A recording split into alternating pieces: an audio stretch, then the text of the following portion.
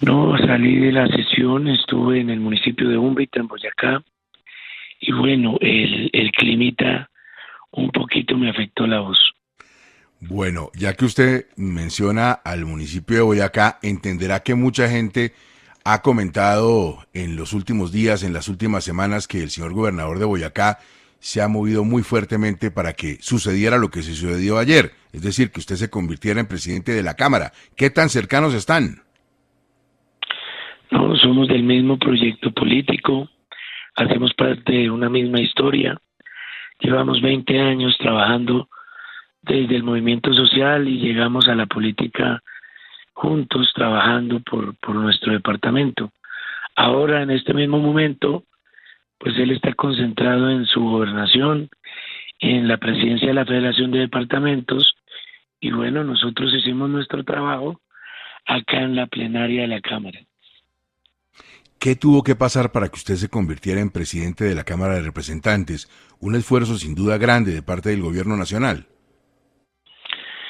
Bueno, un esfuerzo de verdad nuestro, muy exigente, toda vez que desde hace 6 meses entendimos que el ambiente que inicialmente se tenía en cuanto a la postulación de la doctora Miranda estaba cambiando y presentamos una alternativa de tal manera que la plenaria pudiese escoger entre dos propuestas, entre dos miradas, ambas muy válidas, ambas representativas del Partido Verde, pero obvio, digamos, con matices que claramente están marcados.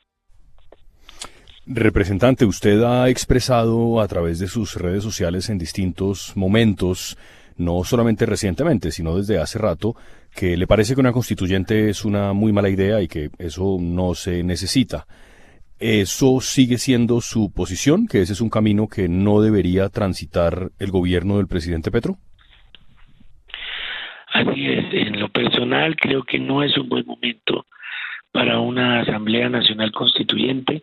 Creo firmemente en el poder constituyente, creo en una sociedad, en una ciudadanía más activa, pendiente de las decisiones de los políticos, pero creo que en este momento, con tanta polarización, con tantas divisiones, con tanta apatía de la gente con lo público, creo que no es un buen momento. Ahora, eh, tal vez mucho más adelante, lo ha dicho el mismo presidente, el ministro Cristo, haya un consenso sobre algunos puntos que tengan que reformarse, pero en lo inmediato creo que tenemos que concentrarnos en atender el Plan Nacional de Desarrollo, en discutir las reformas que propone el presidente y también las iniciativas que han propuesto los compañeros congresistas.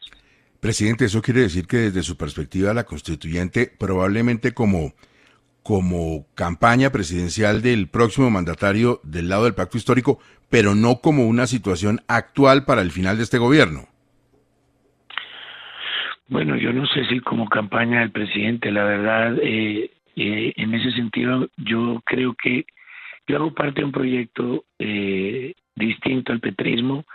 Yo llevo 20 años de militancia en el Partido Verde y nosotros estamos apoyando, yo voté por el presidente, estamos apoyando, pero también con un sentido crítico y propositivo. Eh, Cada uno planteará en el marco del diálogo nacional que el mismo presidente habló en la instalación de las sesiones, sus tesis, y será la ciudadanía la que finalmente define el rumbo de este país. Presidente, mucho se habló el domingo sobre la entrega de participación en el gobierno, especialmente a Colpensiones de los verdes, de los liberales y de los conservadores, a cambio del apoyo de su candidatura. ¿Esto fue así o cómo lograron convencer a todos los congresistas de cambiar el apoyo? No, pues la verdad yo no ve ningún tipo de entregas de absolutamente nada. Hablamos con todas las bancadas, la gente cree que la elección se define en un solo día y realmente fue un ejercicio de diálogo con la oposición, con la independencia, con los partidos de coalición de gobierno, con el verde mismo, porque nosotros para llegar a mi candidatura nos demoramos bastante tiempo, había éramos 5 candidatos, fue un escenario de construcción colectiva que creo que en torno a la idea de una relación armoniosa entre el Ejecutivo y el Legislativo, con independencia, pero también con cercanía, pues se construyeron las mayorías y así fue que logramos ganar el 20 de julio. ¿Cómo queda el Partido Verde después de esta situación? Porque esto ya lo vivimos para el Senado con el caso de Angélica Lozano y Iván Name, donde se mete el gobierno y digamos, parte al Partido Verde. En este caso, la situación suya con Catherine Miranda. ¿Está cada vez más roto el Partido Verde? Pues bueno, lo primero es que yo tengo una gran admiración y un respeto por la doctora Miranda. Realmente quedó demostrado el 20 de julio su valentía y su capacidad. Digamos que yo entiendo que el Partido Verde tiene distintas miradas y si hablamos de división, esta división no se da en torno al gobierno del presidente. Nosotros tenemos distintas miradas sobre el país desde hace mucho rato y eso creo que ha sido la fortaleza de la Alianza Verde. Depende de todos nosotros ser capaces de gestionar nuestras diferencias y de podernos convertir en alternativa de poder. En todo este ejercicio nos han querido a los que estamos cercanos al gobierno encasillarnos como verdes petristas, desconociendo una historia de muchos años de verde y de la ola verde de Antanas Mocus, solamente porque tomamos una posición política de acompañar de manera crítica y propositiva las reformas del presidente. Pero realmente el verde tiene matices y es grande. Hay concejales, ediles, alcaldes, alcaldesas, diputados, una estructura nacional que no está en función de nuestra relación como congresistas con el gobierno nacional. En las conversaciones, representante, que usted tuvo con el ministro del Interior y con otros miembros del gobierno previo a su elección, ¿a usted le da la sensación de que el proyecto legislativo más urgente del gobierno es cuál?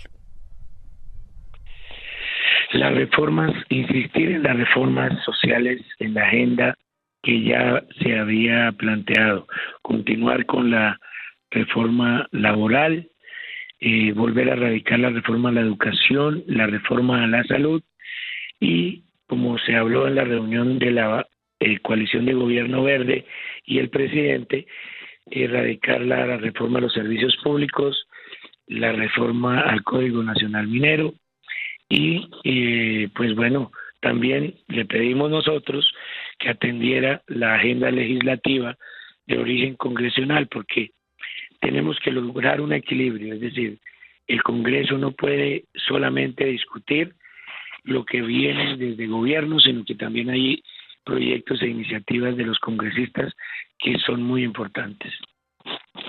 Ayer nuevamente hizo referencia a la intención de unidad que, como usted sabe, el ministro Cristo ha estado trabajando muy fuerte en eso últimamente. ¿Cómo llegar a esa unidad, a ese acuerdo nacional, si se queda casi siempre en palabras, pero no en la práctica?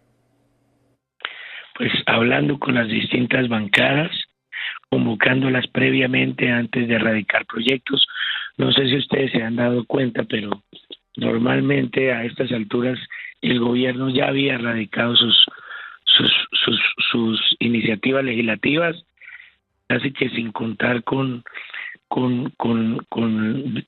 bancadas distintas al pacto histórico. Hoy creo que se va a hacer un ejercicio de concertación previa a la erradicación de las iniciativas, no solamente con las bancadas, sino con la sociedad civil, con la academia, con la ciudadanía, de tal manera que esa concertación previa permita un poco, como ha dicho el ministro, y en eso estoy muy de acuerdo, meterle más valeriana al asunto, más diálogo, más concertación y así lograr que esos acuerdos realmente prosperen. Doctor Salamanca, ¿qué tan